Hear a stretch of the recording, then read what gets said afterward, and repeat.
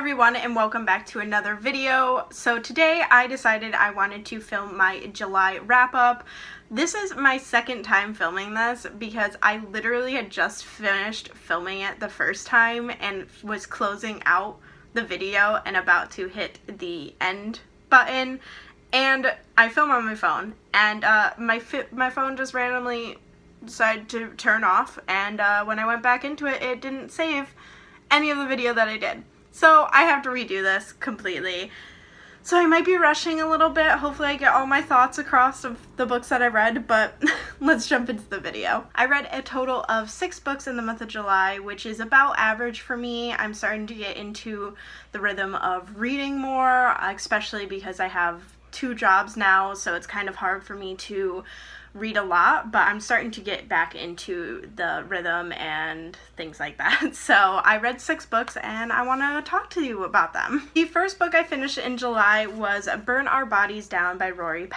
This book I gave 3 out of 5 stars. It follows a young woman who never really knew anything about her family. She lives alone with her mother, and one day she kind of finds this note, and it leads her to her grandmother in a town just like a couple miles away, and so the young woman goes to that town to kind of find her family and discover herself. Her family isn't exactly what she expected though. The town itself is pretty weird and there's a little bit of a mystery surrounding it, and I thought this book had a good concept and I really liked how unique it was. However, I just don't think it was as fleshed out as it could have been. I really didn't connect with any of the characters, especially the main character. I just kind of was like bored by her, but I did really like the mystery behind everything, and the ending did blow me away. I did not see it coming whatsoever. So I did enjoy that aspect of it, but overall I just didn't really enjoy the full novel, especially because it's such a short book too. I think it was only like 350 pages. It was pretty short and I read it pretty quickly, but I thought that it could have been more fleshed out. I wish some things were discussed a bit more and you kind of would get a little bit more information other than just like boom, boom, boom, things started to happen. I just wish things were a bit more fleshed out. But overall, I did enjoy it. I think a lot of people would really like it. I just don't think Rory Power's writing is for me, which is why I gave it 3 out of 5 stars. I still enjoyed it, but it wasn't the best. The next book I ended up reading was Sex and Vanity by Kwan. This is his latest book. It just released, I believe, a month ago. I managed to read the arc of it. Actually, I read the arc of Burn Our Bodies Down as well, but this one I gave 3 out of 5 stars, same as Burn Our Bodies Down. This one was entertaining but so over the top. I actually did a reading vlog with this book featured in it, so I will leave a link up above so you can go check that out if you would like, but I just thought this was just so extreme and over the top, and it was fun, which is why I continued to read it, and pretty entertaining. If you go into it expecting it to be very over the top and the characters to just be so narcissistic and just extreme and dramatic, then you'll actually enjoy this book because you go into it expecting just that. I did expect it, and so I did enjoy it. It was just some of the parts I was shaking my head like this would never happen in real life. These things just don't happen. But I did still enjoy this. Like I said, if you wanted to hear full or more thoughts on it, I will leave a link to my reading vlog up above.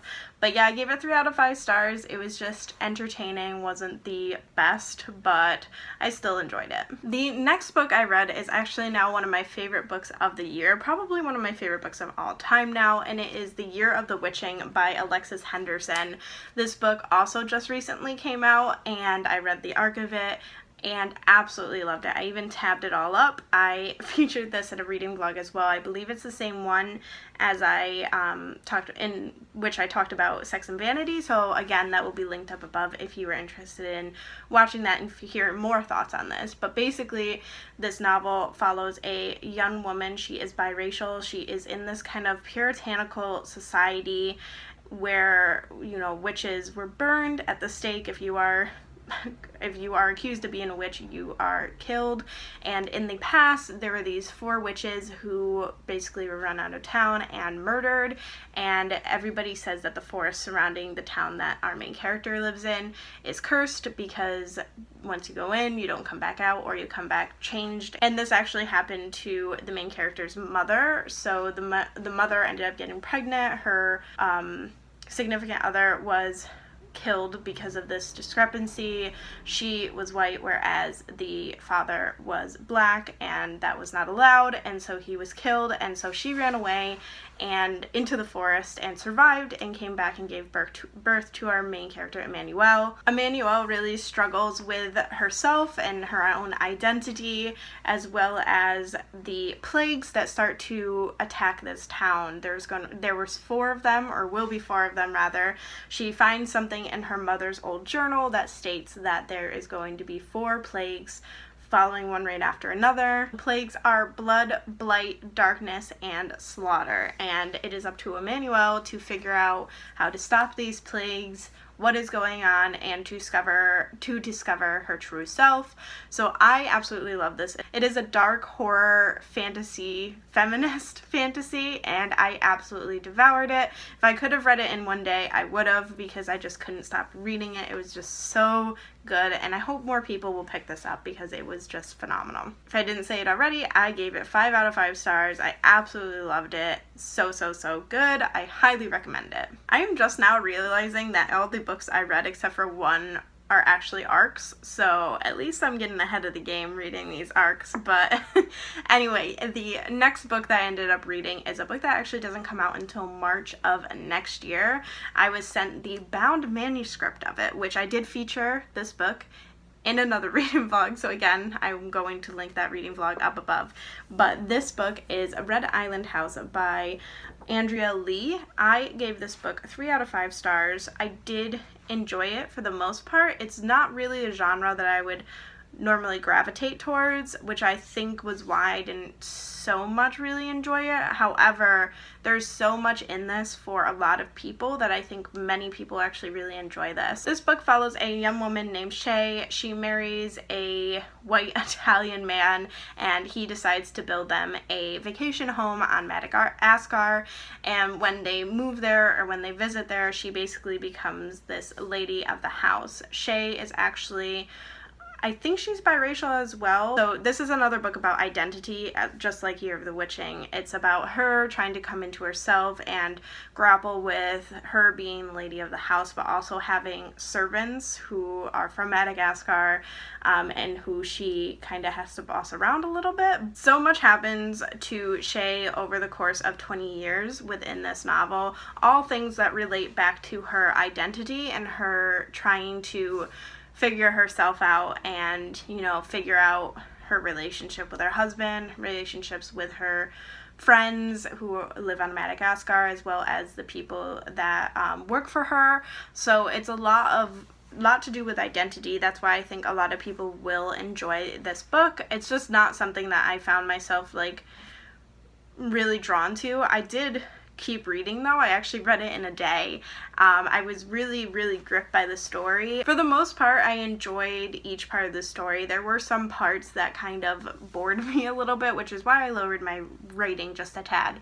But I still thought this book was very gripping, very provocative, very enthralling and engaging, and I think a lot of people would really enjoy it. The next book I ended up reading was Mexican Gothic by Silvia Moreno-Garcia. This is a book that I read for a book club that I am a part of. I will leave a link to that book club, our YouTube channel, as well as the Twitter down below, but that is our Space Sirens book club. I believe this was also featured in a reading vlog that I did. So again, links everywhere, just everywhere for you. But yeah, I gave this book 4 out of 5 stars. I really enjoyed this one. This book is set in the 1950s. It follows Noemi as she receives a letter from her cousin stating that she's in trouble and she needs some help. So Noemi goes to her cousin's mansion, basically. This cousin just recently married and lives with her husband's family.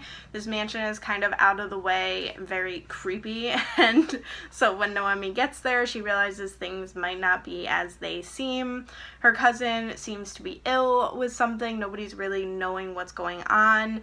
The family of the husband is just very strange and clearly hiding some things from the cousin as well as Noemi, and just this whole atmosphere of this book was very creepy, but you don't want to stop reading. Like, you are going to want to keep reading. You're going to want to figure it out. I don't think you'll be able to figure out the mystery behind everything. I found like bits and pieces of it, but I was not able to put it all together in the end, and I think that is like really good in a novel, so I really enjoyed that aspect of it. I did think the ending was a bit anticlimactic. I thought it could have been a bit better, especially because the rest of the book was just so suspenseful that the ending just kind of fell flat for me, but I still really enjoyed it, and a lot of the other participants of the book club really enjoyed it as well, so this is definitely one to pick up and look out for. I highly recommend it. It was so good. And then finally, the final book I read, I actually read this book in a day. I picked it up one Sunday, sat on the couch for 12 hours, and just read and watched YouTube videos. That's all I did all day.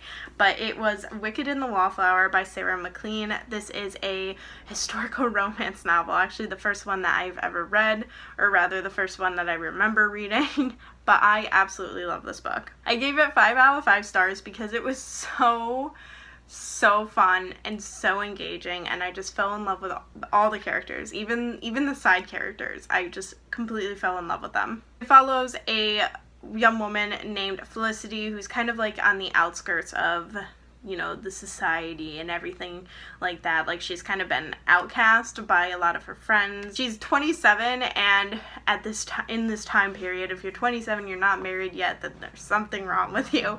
But yeah, she's just kind of on the outskirts, and then she meets this man. They concoct a plan to get her a husband, and that husband's going to be a duke. However, the man that she ends up meeting wants revenge on this duke, so she's going to be a part of that revenge, and she doesn't know it, but all she wants is just to find someone who she can love and be loved in return, and everything that happens in this was so good. I absolutely, like I said, love the characters, and I found them to be so sweet, and I also love, like, the main guy in this. He is one of those, like, tragic characters that kind of has a tragic backstory, but he's like a cute little puppy dog. Like, he was so great, and he was even better with the main character, Felicity. She is so strong for what she's going through, and just their interactions, every single one of their interactions, like, I didn't want to stop reading. I immediately actually bought the second book in this trilogy. It's a trilogy. The second one is supposed to be following the main love interest, his brother. Is going to be following his brother and his love interest, which we haven't met yet, but in the second book we will. But I was so in love with this world and these characters that I had to pick up the second one immediately. So I have that one, and I just have to find time to read it. But yes, I absolutely adored this one. 5 out of 5 stars. Phenomenal. If you haven't picked up any historical romance, I highly recommend you do, because you will not be disappointed. So that was the second time that my phone decided to randomly turn off, but it did look like everything saved, so we're all set on that part. But anyway, these are all the books that I finished. I hope you all enjoyed this video. Please comment down below and let me know if you've read any of these books and what you thought about them. I would love to know. Please like this video and subscribe if you aren't already, and I will see you all next time. Bye!